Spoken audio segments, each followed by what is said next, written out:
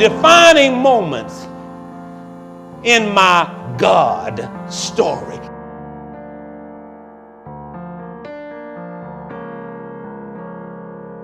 My name is Gilpatrick Davidson, and I'm originally from St. Louis, Missouri.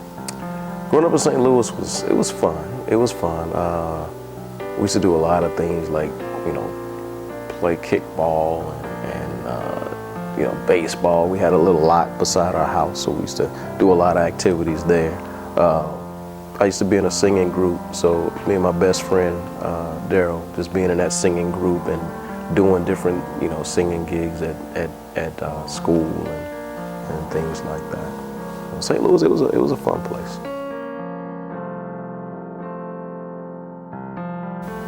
My name is Deanna Davidson, and I was born and raised in Austin, Texas. Growing up in Austin, Texas was awesome. I am an only child, so I really enjoyed being an only child. I read a lot when I was a kid. I pretty much spent every waking hour I could outside and with something living.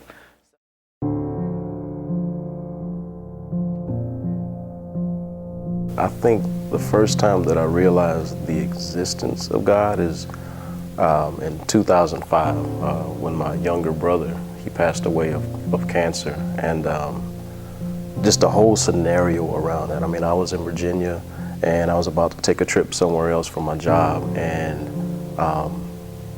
my father called me that evening. He was like, you need to try to get here. I mean, trying to get a plane ticket at the last minute. I mean, how do you get there? I was going from Virginia to St. Louis, but the Lord worked it out to where I was able to, at the last minute, actually get there and spend time with my brother before he passed away. And sitting there and seeing someone on the verge of death, especially someone that you love, it puts a whole new perspective on life, to see him take his last breath.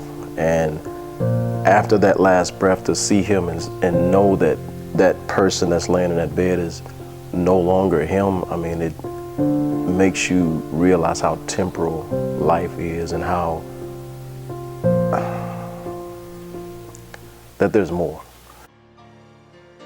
True biblical doctrine restrains and confines us like the tracks confine the train.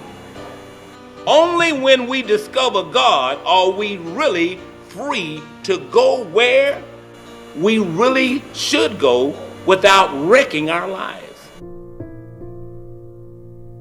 When I was in sin, there was not a whole lot of things that I didn't get involved in. All kinds of perversion, from pornography to homosexuality, drinking, drugs. I was into a lot of things, and I know that I couldn't stop those things on my own because I tried to over and over again.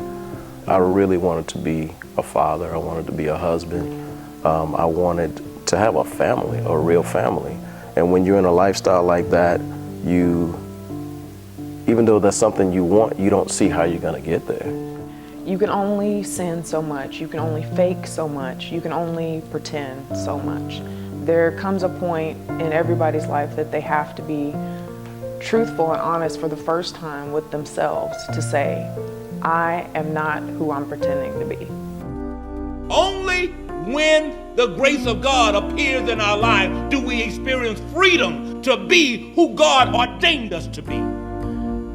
Because a lot of times, if you would look and reflect in your life, you could never act upon the good that was in you until the grace freed you.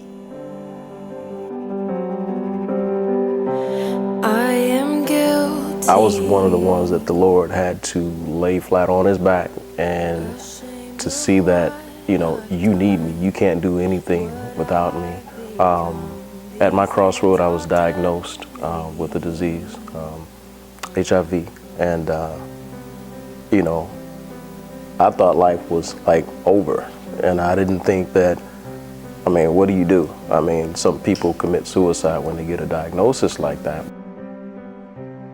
It was a crossroad in different ways, because it was a crossroad where I knew that I needed the Lord and that he had to get me through that. And at that same time, he equipped me with everything that I needed the person who was my best friend at the time, and my fiance at the time, my wife, we actually went and got tested before we got married, and that's when I found out about my diagnosis. So at that crossroad where she could have like totally walked away from me, the Lord put it on her heart to stay with me and go through that situation with me.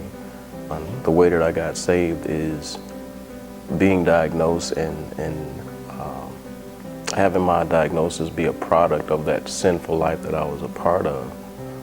It made me see that there was a need for Christ. Like I couldn't do it on my own.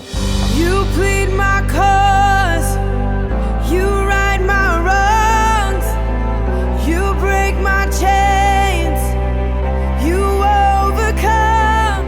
I went to my pastor and I talked to him about it. I was really scared and everything, and I repented of that lifestyle that I was a part of, and my life totally changed. Those things that I couldn't stop doing, that I had become, the Lord just turned my life around.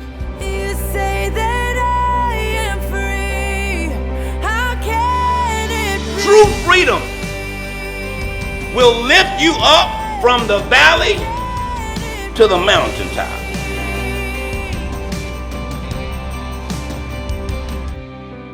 God can salvage a messed up life for His glory. But the question is, do you really want to glorify God? One of the things I love most about my husband, Patrick, is his honesty. My husband is one of the most honest people I've ever met in my entire life, and I love him for that. I never am concerned that there's anything hidden.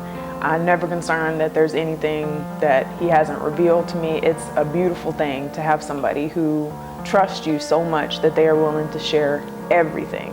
I love my wife. She's beautiful. She completes me. She's everything that I needed and more. My daughter brings me joy every day. She's funny. She's crazy, and I love her to death.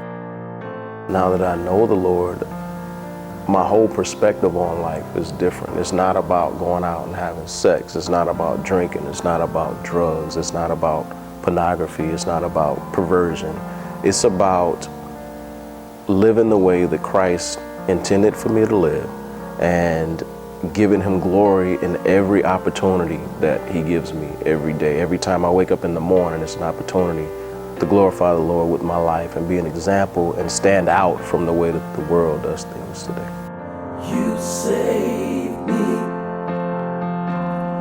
You saved me. Was pulled from the wreckage of my life.